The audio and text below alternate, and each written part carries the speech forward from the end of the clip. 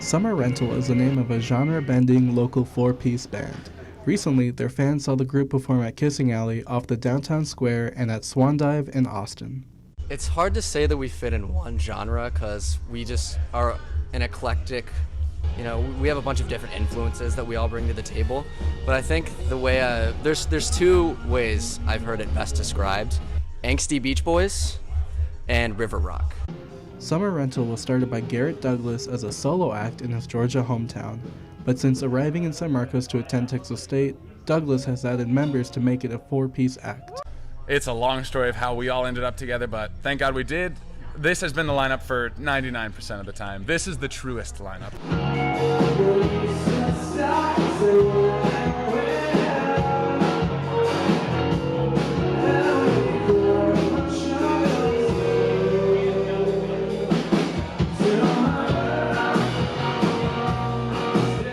Two of the group's members grew up in San Marcos. Sean, Ryan, and I have lived in San Marcos for 25 years. We were born and raised. We're San Martians. The band has resumed live performances in recent weeks after a long hiatus caused by COVID-19. As local music is coming back, I think that there's a lot of variety and a lot of people who have been dropping some really cool and exciting stuff. So yeah, I think it's just cool to get out there, support some local bands, and if you catch one of our shows, we would love to say hey and get to know you. Summer Rental's discography is available to be streamed on Spotify and Apple Music. The group's next live performance will be October 16th at the Texas State Tailgate. For Bobcat Update, I'm Luis Avila.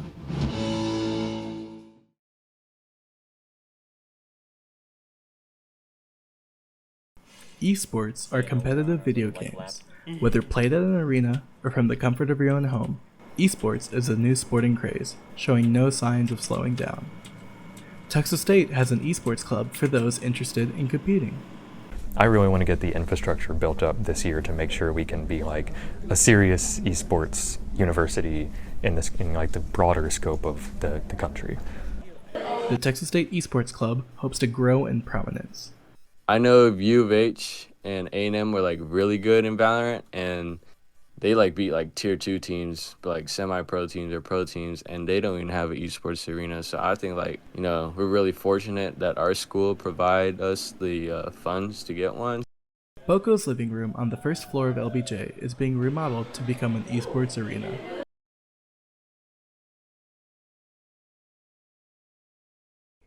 I use a lot of them. I don't use all of them.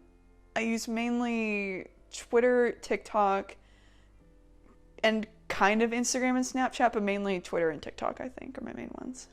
Instagram, Snapchat, occasionally Twitter, and occasionally Reddit. I use Instagram, Snapchat, Twitter, and TikTok. Snapchat, Instagram, Facebook, Twitter, TikTok, Twitch, if that counts. I feel like TikTok is the app that has like the biggest impact in my life. I use it pretty much every day. If you go to my screen time on my phone, it's literally just filled with social media apps. Unfortunately, a lot. Like, it's just a part of growing up in I didn't grow up in the same way that kids right now are growing up, but, growing up on the riding wave of social media becoming popular and the forming of like online discourse and things like that, it's definitely had an effect on me for better or for worse, especially TikTok as of recently. But a lot. When I'm at work, if I have a break, I'll mostly go sit down and I'm either on Twitter or TikTok. Because like that's the only thing I do, like in my free time. I mean, Twitter is my personal diary, so I'd say a lot.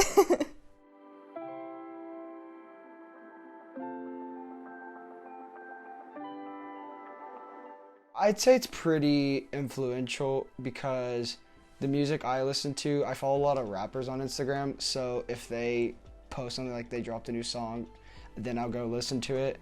But other than that, I don't necessarily search for new stuff to listen to through social media. Oh, if something is trendy, like rings and things like that, like I will buy them. And like the music, all that, like I will hear the music depending like what TikTok music is like trending.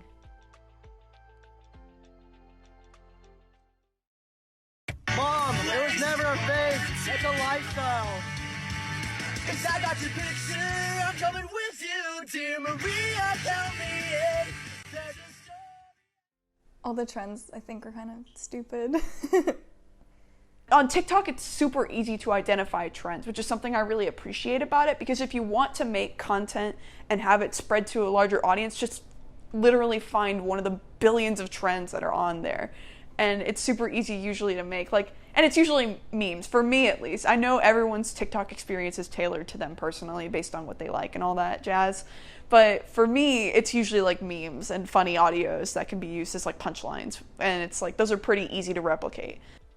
It's like a popularity contest. Like everybody just wants to be noticed and wants the most views. And so if one popular person does it, like a celebrity will do it, then everybody's like, oh, if I do that, they'll watch me. So on TikTok, like when I post, it's like dancing videos or something. On my spam account and Instagram, I just post like what I'm like when I'm hanging out with my friends. I'd say I care a decent amount. I think most teenagers care, but yeah, I'd say I care a decent amount. I'm not like just doing whatever with no care. So yeah, I'm kind of in the middle. And then yeah, like how I look or like how what I'm gonna post, like depending. Como si es polo. I feel like that's all social media is really for now. Like it used to be a way to like connect with family, like that's more how Facebook is, but on Instagram and Twitter and TikTok, it's like, look at this thing I did, like I did that, give me something from it. Like it's not, you can't just be happy with doing it yourself, you need other people to be happy for you. Validation plays a huge role in it as well though, because that's kind of the culture that's come out of it. Like, you know, there was like a time in my life when I was younger when I first got Instagram for the first time when it was still really old, and it's like you would get all your validation based on how popular your content was or how many people at school saw it or things like that. It's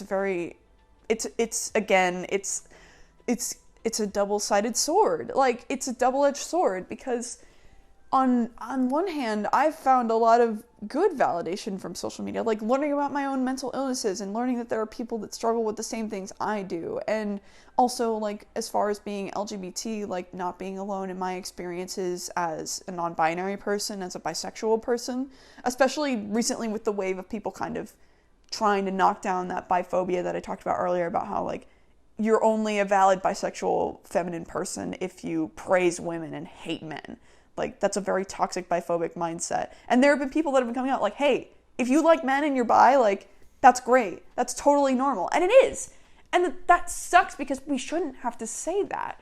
But the validation can be good in certain scenarios. It can let people know that there are others like you, that you're not alone in your problems, that you are not going to just, like, fall out of the earth or whatever if something bad happens or anything like that. But it's also like you can become dependent on that validation, and it can seep into your subconscious without really thinking about it because you consume that media on such a regular basis, at least for, you know, like normal people that are addicted to their phones like I am. And it's just a whole thing, like, just for validation, just to kind of show off and just look at this thing I have that you don't.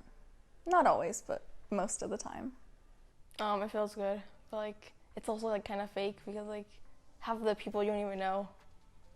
I mean, it feels good, but it doesn't necessarily. If it doesn't, I don't think it hurts me. If I sometimes I feel like if I don't post things, I feel like they think like I'm not doing anything, but like I'm actually am. You know, like I don't know how to explain it. When I get likes on my posts, I'm just kind of like, okay. But when I'm streaming and I get a lot of viewers, I get really excited because it's more exposure. It's more people to talk to. It's just more fun when more people are there. There has been scientific research done about like how social media will give you like dopamine highs and like things like that. And somebody like it works the same. I mean, I'm not gonna be one of those idiots that's like social media is like drugs. Like, no, they are two very fundamentally different things. But they do. You have to admit there are some things where they function in a slightly similar way. I don't know if there's like a set line because everybody's different. you know, some people use it a whole bunch and they're fine. Some people use it a whole bunch and they're not fine. It just depends on what you can handle, like, personally. I made a TikTok. So the funny thing is that the TikTok algorithm is so complex and weird that sometimes this is what makes me really mad about the future, because I want to put TikTok on my resume, but I don't just want it to be old people coming up to me and being like, "Can you make us viral on TikTok?" And I'm like, no, it's not that easy. But for some reason, I struck gold one time. I made TikToks before this a decent amount. I wasn't really doing it to become famous or anything. I was just doing them because I thought they were funny. And I made this TikTok because I found this one from this girl that ran a letter writing business on Etsy, similar to me right now, who wrote letters specifically from Draco Malfoy to people.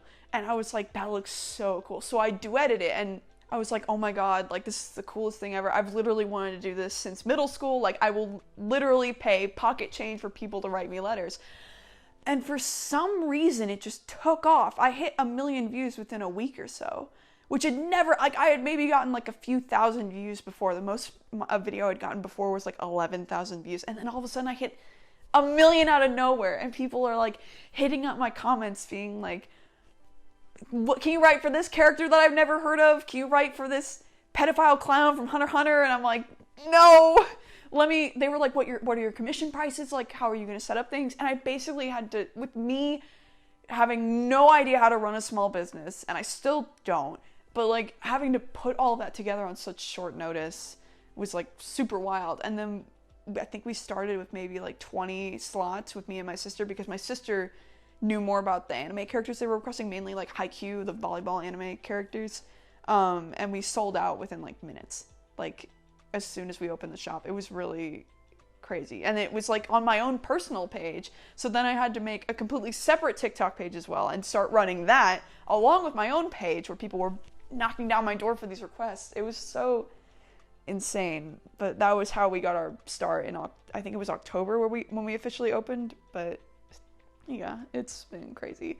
I stream Minecraft mostly, Phasmophobia, Doki Doki Literature Club, and I think that's all I've done so far, but I plan on doing others. A lot of my friends do it, and it just seemed like a cool way to make a little extra money, but it's also just really fun, so I decided to do it.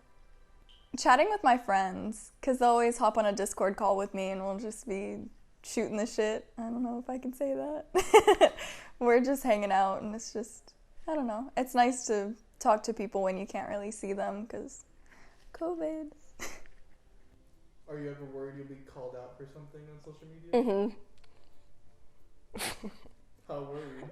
A lot. Como todo lo de cancel, eso me hacía miedo. I mean, possibly. I don't know what it'd be, but I think in the future it could be just anything, because I think that's the way social media works now, is cancel culture. Everyone can be called out for anything. Like, people will bring up the past, and it doesn't bother me anymore because I've, like, found peace within myself with what I did when I was 12 years old. But other people may still hold that against me, and I mean, if they want to, they can, but I don't know. I can defend myself enough. Because, like, everything I post is going to stay there forever. So, like, if I post something bad, it's going to be there forever. Sometimes it can be a little harmful because the wrong things can be spread really fast. Like, what was it, 2 Januaries ago, World War III was trending on Twitter and everybody was freaking out and nothing happened. It's just, sometimes it's bullshit and you're like, what was the point of that? But it happens. Something I feel very passionately about, especially recently, is that the internet makes the world seem very black and white when it's not. And it's very easy to pick a side and be trapped in your own little bubble on the internet. So I try to stay away from discourse. The only time I'll really engage, if I ever do, is when it concerns somebody that I'm close to, or if they say something that, like, personally offends me or, like, can hurt other people. Like, that happens with my dad all the time, but that's in real life. That's not on social media. But, like, that's the only time I'll really engage, I think, in, like, bad stuff on the internet, at least.